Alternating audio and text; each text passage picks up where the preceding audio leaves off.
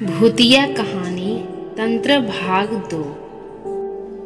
आप इस कहानी की पहला भाग देखें, दूसरी भाग तब समझ में आएगी। चलिए तो शुरू करते हैं भाग 2। चेतावनी, इस वीडियो को अकेले न देखें। और वो पागलों की तरह हंसा। वापस अंदर जाने पर दिनेश सभी को घूरने लगा। हमने वापस उससे पूछा, कौन हो तुम? फिर वो एक औरत की आवाज में बोला, मैं शहडोल की हूँ। मैं हूँ तांत्रा। इसने मुझे जगा दिया है। मैं इसे नहीं छोड़ूंगी। इसे अपने साथ लेकर जाऊंगी। और हंसने लगी।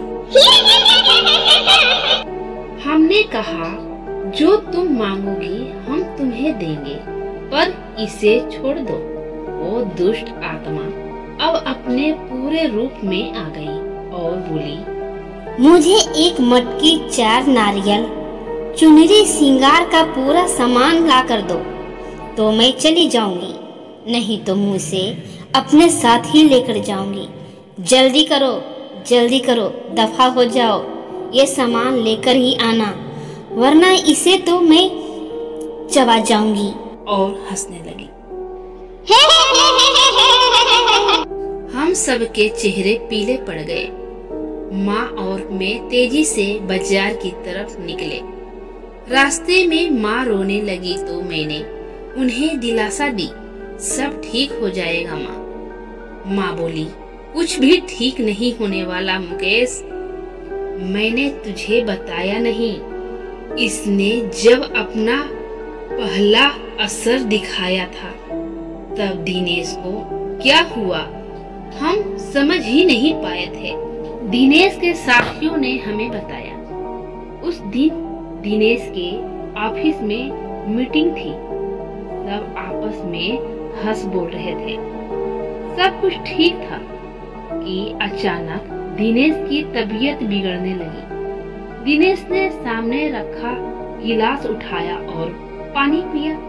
पानी पीते ही दिनेश बेहोश हो गया। उसके साथ ही चौंक गए। 2 लोगों ने मिलकर उसे टेबल पर लिटाया। उस समय उसकी आंखों से आंसू बह रहे थे। वो अपनी साथियों से कुछ कहना चाह रहा था, लेकिन उसके मुंह से एक शब्द भी नहीं निकल पा रहा था। उसके साथी उसे हॉस्पिटल ले गए। हमें जैसे ही सूचना मिली, हम सभी वहां पहुंच गए। कुछ देर बाद दिनेश ठीक हो गया।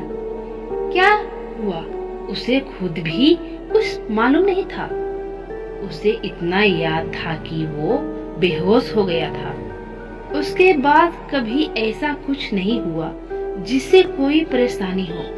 तुम ठीक कह रही हो माँ, उसके बाद भी कुछ हुआ जरूर था। क्या मतलब? माँ बोली, मतलब ये माँ, पिछले बार जब मैं छुट्टियों में घर आया था, उस रात में कमरे में सो रहा था। रात के 3 बजे का समय था। कमरे की खिड़की खुली हुई थी और उससे तेज हवा कमरे में आ रही थी। उस हवा के शोर से मेरी आंख खुल गई। मैंने देखा एक साया मेरे पास खड़ा था। ध्यान से देखने पर भी मैं उसका चेहरा न देख पाया। उसके चेहरे पर काली के अलावा कुछ न था। उसका शरीर धुएं जैसा था। अचानक वो साया बादल की तरह तैरता मेरे पास आने लगा। मैं घबरा गया और अपनी चादर में मैंने अपने आप को समेट लिया। वापस देखा तो वो साया वहां नहीं था। उसे अपना वहम बनाकर मैं भूल चुका था। पर अब दिनेश की हालत देखकर लगता है कि कुछ तो जरूर हुआ है माँ। इसके बाद मैंने मटकी लेने चला गया और माँ श्रृंगार के लिए सामान खरीदने लगी। मुझे दुकान बंद मिली तो मैं सीधे कुम्हार का घर चला गया। वहां से लाल और काली दोनों मटकी ले आया। वापस आकर जो ही सामान हमने दिनेश के आगे रखा वो शांत हो गया। नानी उसे देखने गई और दिनेश के सामने जाकर खड़ी हो गई। कुछ देर तक नानी उसे ऐसे ही देखती रही तो हमने नानी से पूछा, क्या हुआ नानी? नानी हमारी ओर पलटी। अब नानी के चेहरे के भाव दिनेश जैसे हो गए थे। हम और भी घबरा गए। नानी ने भी उसी चीख के साथ रोना शुरू कर दिया और कहा, मैं सरडोर की हूँ, मेरी हत्या कर दी गई थी। मेरी लाश के बेरहमी से टुकड़े टुकड़े करके दफन कर दिया। मुझे इंसाफ चाहिए। मुझे जहाँ गाड़ा गया वहाँ लड़का पेशाब कर आया। मैं सोई हुई थी, इसने मेरा अपमान किया और मुझे जगा दिया। पर अब मुझे कुछ नहीं चाहिए। मैं जा रही हूँ, दो रास्ता। हमने पूछा, तुम इसे दोबारा परेशान नहीं करोगी? वो बोली, नहीं, इसने मेरा अपमान किया जिसका सजा मैंने दे दी। अब मुझे जाने दो। और नानी बेहोश होकर गिर गई। हमने नानी को संभाला। इतनी देर में दिनेश भी समान हो चुका था। हमने दिनेश को भी कुर्सी से खोल दिया। फिर कुछ दिन और बीते। दिनेश को काम के लिए भोपाल जाना पड़ा। दिनेश और ऑफिस के कुछ लोग होटल में रुके। होटल में आधी रात को लोग ने शिकायत की, वहाँ कमरे से रोने की आवाजें आ रही थी। होटल कर्मी ने जाकर देखा तो वो आवाजें दिनेश के कमरे से आ रही थी। कमरा अंदर से बंद था तो होटल कर्मी ने दूसरी चाबी से कमरे का दरवाजा खोला। सामने दिनेश था, होटल की चादर में पूरा लिपटा हुआ और जमीन से 2 फुट ऊपर हवा में उसका शरीर और तैर रहा था। उसके मुंह से अजीब अजीब आवाजें आ रही थी। इस भयानक नजारे को देखकर उन लोगों के दिल दहल गए। कुछ लोग तो भाग खड़े हुए। बाकी लोग ने दिनेश को पकड़ा तो वो चीख पड़ा और चिल्लाने लगा। दोनों ने पुलिस को फोन कर दिया।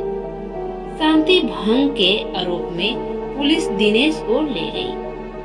उसके साथियों ने उसे छुड़ाया। उसके बाद दिनेश का लगातार यही हाल रहा। किसी ने मॉडल के जंगलों में एक तांत्रिक होने की बात हमें बताई। शायद वो दिनेश को ठीक कर सके। हमने उसे बुलाया। उस तांत्रिक ने भी आत्मा से बातें की तो उसकी वही मांग शुरू हो गई। मटकी, 4 नारियल, चुनरी और श्रृंगार का सामान। अभी तक याद है मुझे वो किस तरह अपनी मांग दोहराती थी। इन सब के साथ उसने शराब भी मांगी। रात के समय शराब कहीं भी नहीं मिली। मैं भागा भागा अपने मोहल्ले की उन गलियों में गई जहां से मुझे गुजरना भी गवारा नहीं था। पर भाई की सलामती के लिए भी उन गलियों में गया जहां अक्सर लोग नशे में धूत पड़े रहते थे। शराब की दुर्गंध के कारण दिन में भी उस गली से कोई नहीं गुजरता था। वहां जाकर मैंने उन लोगों से शराब मांगी तो उन्होंने कहा, क्या आज तू भी पिएगा? आजा आजा, बैठ यहाँ। आज तू बेटा सारे गम भूल जाएगा। मैंने गम भूलने नहीं आया हूँ। मेरे भाई की तबीयत खराब है, उस पर ऊपरी साया है। तांत्रिक शराब से पूजा करेगा। यह सब जानने के बाद उन्होंने अपनी शराब की बोतल मुझे दे दी, जिसे लेकर मैं लौट आया। इसके बाद शराबियों से मेरी नफरत कम हो गई। तांत्रिक ने पूजा शुरू की। रात भर तांत्रिक पूजा करता रहा। दिनेश अभी चीखता, कभी चिल्लाता, कभी दर्द में कराहता, कभी गुस्से से तांत्रिक को गालियां देता, कभी मुझे घूरता, कभी तांत्रिक को घूरता। तांत्रिक का उस पर कोई ध्यान नहीं था। वो एक दाना गेहूं का लेता, कुछ मंत्र पढ़ता और उस दाने को दिनेश पर फेंक देता। उस दाने के शरीर पर पड़ते ही दिनेश बुरी तरह तड़पने लगता। उसके मुंह से जानवरों के जैसे गुर्राने की आवाजें निकल रही थी।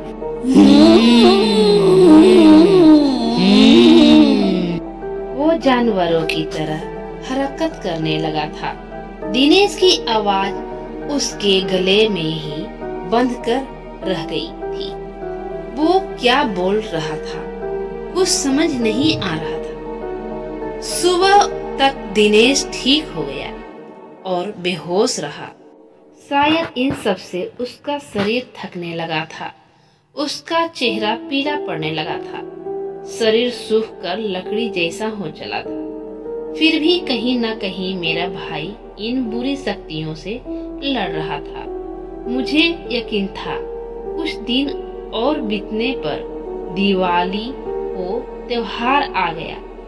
धनतेरस का दिन था और मैं टीवी देख रहा था। दिनेश कमरे में आया और बेहोश हो गया। मुझे लगा वापिस वही सब शुरू होने वाला है, तो मैंने उसे कुर्सी से बांध दिया। दिनेश थोड़ा होश में आया और उस आधी बेहोशी की हालत में उसने मुझसे कहा, भाई अब मैं नहीं बचूंगा, मैं खत्म हो जाऊंगा।